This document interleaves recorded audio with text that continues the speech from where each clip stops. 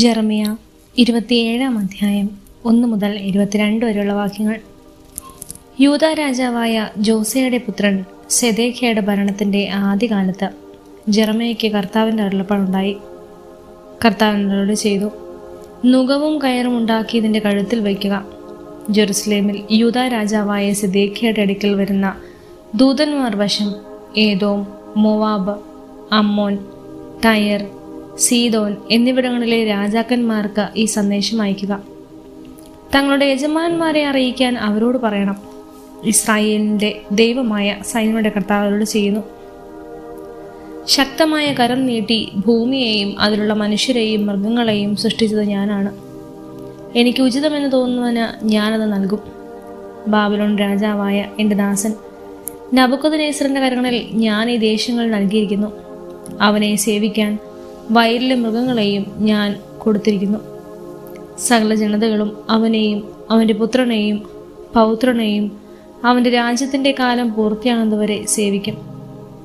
അതിനുശേഷം അനേക ജനതകളും മഹാരാജാക്കന്മാരും അവനെ തങ്ങളുടെ സേവകരാക്കും.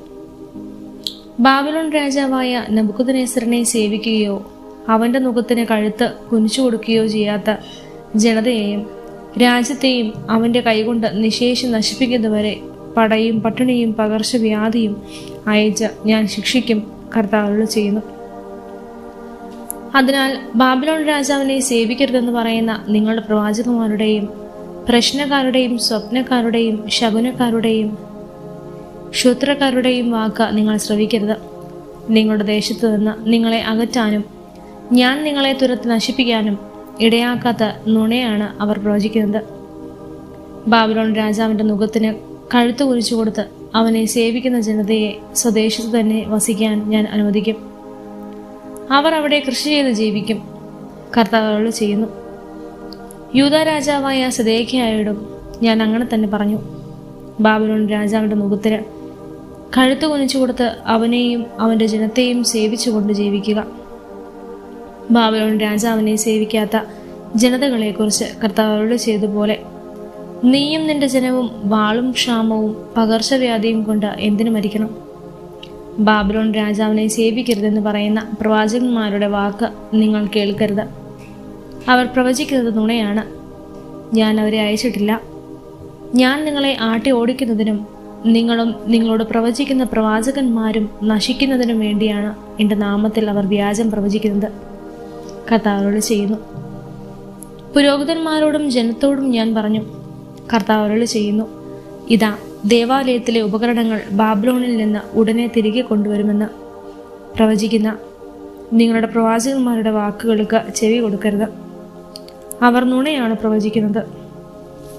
അവരുടെ വാക്ക് നിങ്ങൾ കേൾക്കരുത്. ബാബിലോൺ രാജാവിനെ സേവിച്ചുകൊണ്ട് ജീവിക്കുക. എന്തിനീ നഗരം ശൂന്യമാക്കണം? അവർ പ്രവാചകന്മാരെങ്കിൽ കർത്താവിൻ്റെ വചനം അവരോട് കൂടെ ഉണ്ടെങ്കിൽ ദേവാലയത്തിലെയും യൂദാ രാജാവിൻ്റെ കൊട്ടാരത്തിലും ജെറുസലേമിലുമുള്ള ഉപകരണങ്ങൾ ബാബിലോണിലേക്ക് കൊണ്ടുപോകാതിരിക്കാൻ സൈന്യങ്ങളുടെ കർത്താവിനോട് യാചിക്കട്ടെ. യൂദാ രാജാവായ യഹോയാക്കീമിൻ്റെ പുത്രൻ യാഖോനെയും യൂദയായിലെയും ജെറുസലേമിലെയും കൂലിനരെയും ബാബിലോൺ രാജാവായ നബൂഖദ്നേസർ ജെറുസലേമിൽ നിന്ന് ബാബിലോണിലേക്ക് പിടിച്ചുകൊണ്ടുപോയപ്പോൾ അവൻ എടുക്കാതെ വിട്ട സ്തംഭങ്ങൾ, ജലസംഭരണി, പീഠങ്ങൾ, പട്ടണത്തിൽ ശേഷിച്ചിരുന്ന ഉപകരണങ്ങൾ എന്നിവ സംബന്ധിച്ച് സൈന്യങ്ങളുടെ കർത്താവരോട് ചെയ്യുന്നു. ഇസ്രായേലിന്റെ ദൈവമായ സൈന്യങ്ങളുടെ കർത്താവ് അവിടുത്തെ ആലയത്തിലും യൂദാ രാജാവിൻ്റെ കൊട്ടാരത്തിലും ജെറുസലേമിലും ശേഷിച്ചിട്ടുള്ള ഉപകരണങ്ങളെക്കുറിച്ച് അരുളി ചെയ്യുന്നു. അവയെ ബാബിലോണിലേക്ക് കൊണ്ടുപോകും. അവൻ്റെ സന്ദർശന ദിവസം വരെ അവ അവിടെയായിരിക്കും. കർത്താവ് അരുളി ചെയ്യുന്നു. അന്ന് ഞാൻ അവ തിരികെ കൊണ്ടുവന്ന ഈ സ്ഥലത്ത് പുനഃസ്ഥാപിക്കും. ജെറമിയ 28 അധ്യായം 1 മുതൽ 17 വരെയുള്ള വാക്യങ്ങൾ. ആ വർഷം തന്നെ യൂദാ രാജാവായ സിദേഖിയ ഭരണം തുടങ്ങി 4-ാം വർഷം 5-ാം മാസം ആസൂരിന്റെ പുത്രനും ഗിബെയോണിലെ പ്രവാചകനുമായ ഹനനിയ ദേവാലയത്തിൽ വെച്ച് പുരോഹിതന്മാരുടെയും ജനത്തിൻ്റെയും സാന്നിധ്യത്തിൽ എന്നോട് പറഞ്ഞു, ഇസ്രായേലിന്റെ ദൈവമായ സൈന്യങ്ങളുടെ കർത്താവരോട് ചെയ്യുന്നു, ഞാൻ ബാബിലോൺ രാജാവിൻ്റെ നുകം തകർത്ത് കളയും. ബാബിലോൺ രാജാവ് നബൂഖദ്നേസർ ദേവാലയത്തിൽ നിന്ന് ബാബിലോണിലേക്ക് എടുത്തുകൊണ്ടുപോയ എല്ലാ ഉപകരണങ്ങളും 2 വർഷത്തിനകം ഞാൻ തിരികെ കൊണ്ടുവരും. യൂദ രാജാവായ യഹോയാക്കീമിന്റെ പുത്രൻ കോണിയയെയും ബാബിലോണിലേക്ക് കൊണ്ടുപോയ യൂദയായിലെ എല്ലാ തടവുകാരെയും ഞാൻ ഇവിടേക്ക് തിരികെ കൊണ്ടുവരും. ഞാൻ ബാബിലോൺ രാജാവിന്റെ മുഖം തകർക്കും, കർത്താവ് അരുളി ചെയ്യുന്നു.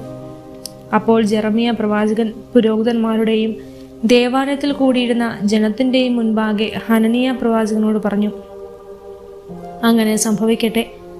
ദേവാലയത്തിലെ ഉപകരണങ്ങളെയും സകല അടിമകളെയും ബാബിലോണിൽ നിന്ന് ഇങ്ങോട്ട് കൊണ്ടുവരുമെന്നുള്ള നിന്റെ പ്രവചനം കർത്താവ് നിറവേറ്റട്ടെ. എന്നാൽ ഞാനിപ്പോൾ നിന്നോടും ജനത്തോടും പറയുന്ന ഈ വചനം ശ്രവിക്കുക. എനിക്കും നിനക്കും മുൻപ് പണ്ട് മുതലേ ഉണ്ടായിരുന്ന പ്രവാചകന്മാർ അനേക ദേശങ്ങൾക്കും പ്രബല രാഷ്ട്രങ്ങൾക്കുമെതിരായി യുദ്ധവും ക്ഷാമവും പകർച്ചവ്യാധിയും ഉണ്ടാകും എന്ന് പ്രവചിച്ചു. സമാധാനം പ്രവചിക്കുന്ന പ്രവാചകൻ യഥാർത്ഥത്തിൽ കർത്താവിനാൽ അയക്കപ്പെട്ടവനാണെന്ന് തെളിയുന്നത് അവൻ പ്രവചിച്ച കാര്യം സംഭവിക്കുമ്പോഴാണ്. അപ്പോൾ ഹനനിയ പ്രവാചകൻ ജെറമിയ പ്രവാചകന്റെ കഴുത്തിൽ നിന്ന് നുകമെടുത്ത് ഒടിച്ചു കളഞ്ഞിട്ട് ജനത്തോട് പറഞ്ഞു, കർത്താവ് അരുളി ചെയ്യുന്നു, ഇങ്ങനെ തന്നെ ബാബിലോൺ രാജാവായ നബൂഖദ്നേസറിന്റെ നുകം എല്ലാ ജനതകളുടെയും കഴുത്തിൽ നിന്ന് 2 വത്സരത്തിനകം ഞാൻ ഒടിച്ചു കളയും. അപ്പോൾ ജെറമിയ പ്രവാചകൻ അവിടം വിട്ടുപോയി. ജെറമിയ പ്രവാചകന്റെ കഴുത്തിൽ നിന്ന് ഹനനിയ പ്രവാചകൻ നുകം ഒടിച്ചു കളഞ്ഞതിന് ശേഷം ജെറമിയായ്ക്ക് കർത്താവിന്റെ അരുളപ്പാടുണ്ടായി, ഹനനിയോട് ചെന്ന് പറയുക, കർത്താവ് അരുളി ചെയ്യുന്നു, നീ മരം കൊണ്ടുള്ള നുകം ഒടിച്ചു കളഞ്ഞു, പകരം ഞാൻ ഇരുമ്പ് കൊണ്ടുള്ള നുകമുണ്ടാക്കും. ഇസ്രായേലിന്റെ ദൈവമായ സൈന്യങ്ങളുടെ കർത്താവ് അരുളി ചെയ്യുന്നു, ബാബിലോൺ രാജാവായ നബൂഖദ്നേസറിനെ സേവിക്കുന്നതിന് അടിമത്തത്തിന്റെ ഇരുമ്പ് നുകം ഞാൻ സകല ജനതകളുടെയും കഴുത്തിൽ വച്ചിരിക്കുന്നു. അവർ അവനെ സേവിക്കും. വയലിലെ മൃഗങ്ങളെപ്പോലും ഞാൻ അവന് കൊടുത്തിരിക്കുന്നു. അനന്തരം ജെറമിയ പ്രവാചകൻ ഹനനിയ പ്രവാചകനോട് പറഞ്ഞു, ഹനനിയ, ശ്രദ്ധിക്കുക, കർത്താവ് നിന്നെ അയച്ചതല്ല, വ്യർത്ഥമായ പ്രത്യാശ നീ ജനത്തിന് നൽകി. അതുകൊണ്ട് കർത്താവ് അരുളി ചെയ്യുന്നു, നിന്നെ ഞാൻ ഭൂമുഖത്തു നിന്ന് നീക്കിക്കളയും. ഈ വർഷം തന്നെ നീ മരിക്കും. എന്തെന്നാൽ നീ കർത്താവിനെ ധിക്കരിക്കാൻ പ്രേരണ നൽകി. ആ വർഷം 7-ാം മാസം ഹനനിയ പ്രവാചകൻ മരിച്ചു.